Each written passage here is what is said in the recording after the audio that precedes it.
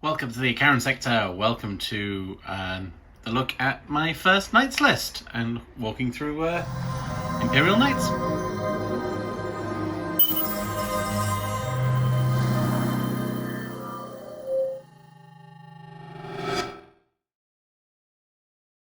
So next game coming up is I'm taking Imperial knights. I thought it's time to walk through as I've done with the Iron Warriors and with the Death Watch. So knights themselves. So they get the Code Chivalric. So at the beginning of the game you choose either reroll a 1 to hit and a 1 to wound, and if you kill the Warlord then you become honoured, or gain 1 inch to move, advance and charge, and then if I get control the objective in your opponent's deployment zone, by all accounts this one, Layla the Tyrant, is the way to go. And then we also get the Bondsman abilities, which the big knights throw out onto the little knights to give them better movement, hits, advance and charge. There's all sorts of different ones that go through in that one. And then the attachment itself is a 6 up, feel no pain across the board. And if I'm heroic, if I'm honoured even, then I get a 5 up, feel no pain across the board. But that involves either controlling the home objective or the opposite. Although the opposite number is to slay the Warlord, which is often easier said than done. But if it's done, then we get some strats. Obviously, rotate is still there. We get a fun once a game. Add loads of extra stuff to the toughness and things as well. But if you get honoured, you can use that one again. Thunderstomp, do damage on the charge with the big knights. Squire's Duty, which is quite useful. So if there's 2 units that can see 1 enemy unit, then you can get improves the strength and armor penetration by 1. And if it's honoured, improve the damage as well, which should be quite handy. And then extra stuff against vehicles, shooting against an enemy monster or vehicle, add 1 to the wound roll, which could be quite powerful as well. And then if you die, you can fight. So the army itself that I'm going to be fielding, starting with the Warlord, which is Athena. She is a Crusader. So she's got the rapid fire battle cannon because it's rapid fire d6 plus 3. So if you're in half range, and its range is 72 inches, so if you're within 36 inches, then it's 2d6 plus 6 shots, which is quite nasty. And this thing has gone up to 18 shots, and it's still strength 6, AP minus 2 damage, but that's certainly a marine killer as well. And oops, just move that back on. And for the first game, I'm going to try the Iron Storm Rocket because it's indirect, it's blast. D6 plus 1 shots, but going up against anything big, it could be D6 plus 2 or 3. Any big units, I should say. Strength 5, 1 damage. Although if we shoot indirect, it'll be -1 to hit, and there will be some cover involved. But we'll see how that goes. And her Bondsman ability, +1 to hit, so stick that on a Helveren, hitting on 2s with their auto cannons. And in the movement phase, if it stays stationary, then I get sustained hits, which is going to be quite handy with all of that big ammo. So this one will actually be running as, I'm going to run it straight as Canis Rex. See, because he looks pretty tasty. All of his weapons get sustained hits 1, even his special Thunder Hammer,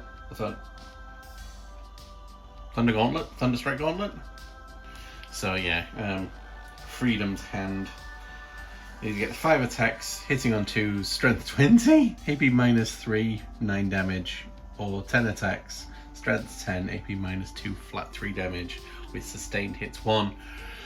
So, you know, you could be ending up with 20 attacks if you roll 10 sixes. Not likely to happen. And once per game, I can use a 0 CP. For 0 CP, I can use the strat on him. Oh, once per turn, sorry. Even if I've already used that strat, I can then target him with the same one. So I hit something with rotate iron shields and then do the same on him as well. And this mod, so he's chain breaker. So each time this model makes an attack, he critical hits on a 5-up. So on 5s and 6s, he explodes.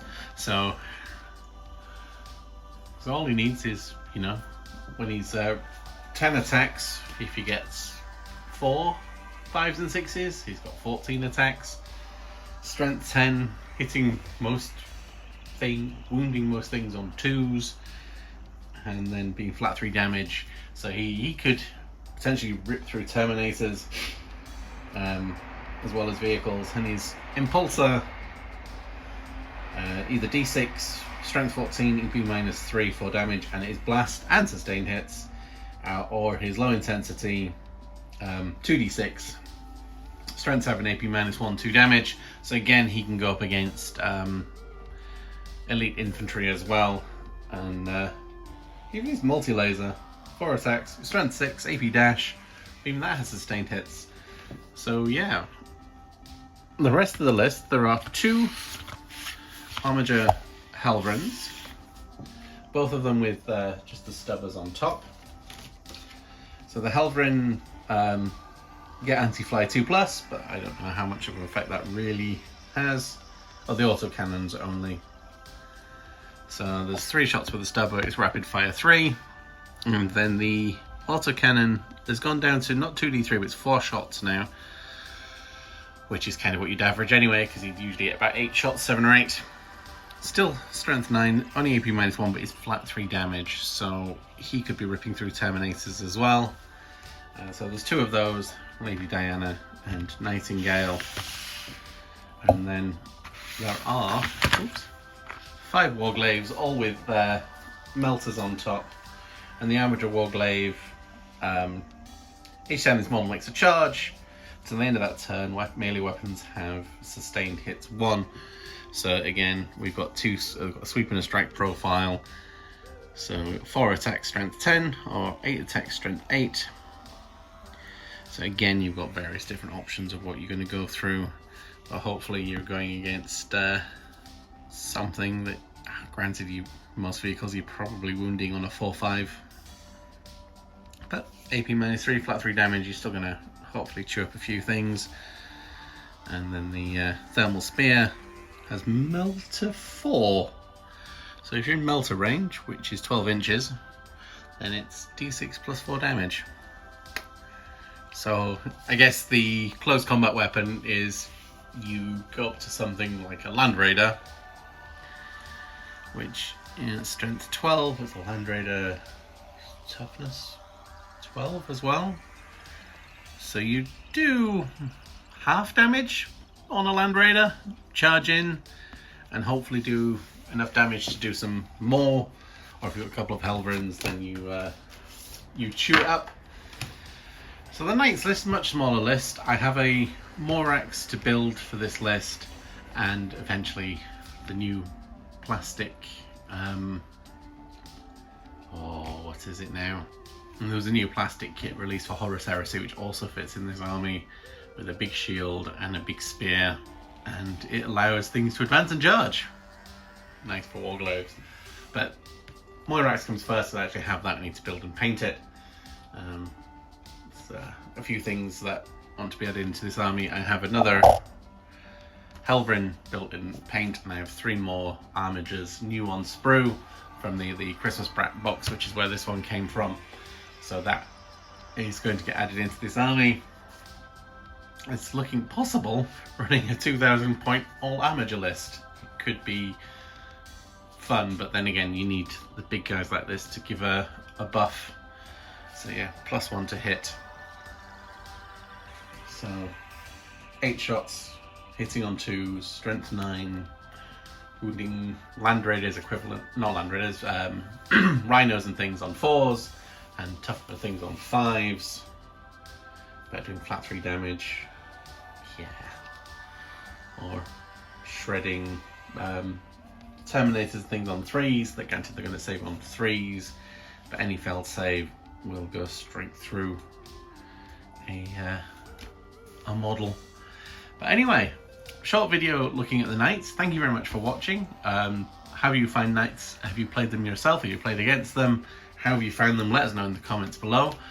Please do like, subscribe, follow along, see these guys in action. I believe they're going up against Necrons, which could be fun. And we'll see you in the next video.